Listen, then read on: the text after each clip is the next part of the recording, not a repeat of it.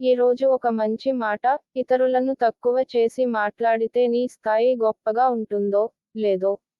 కానీ, నీ వ్యక్తిత్వం మాత్రం తప్పకుండా దిగజారిపోతుంది. తప్పు చేసి తమదే గెలుపు అని వాదించే వారికి ఎదురు చెప్పకండి. నిజానికి ఆ వాదనలో న్యాయం లేదని వాళ్ళకి తెలుసు. అహం అడ్డుగా ఉండటం వల్ల ఒప్పుకోరు. మంచి మనుషుల మనసును ఎటువంటి పరిస్థితుల్లోనూ గాయపరచకండి.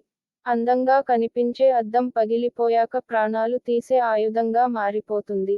నాకు తెలిసి నేను గమనించింది జీవితంలో నటన మాత్రమే కనిపించింది. కాదంటారా?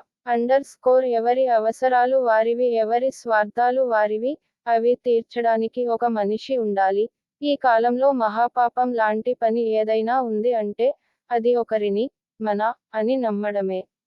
ఆకర్షించాలి, ఆకట్టుకోవాలి అని పెద్ద పెద్ద మాటలు అనుకుని దిగజారిపోకు.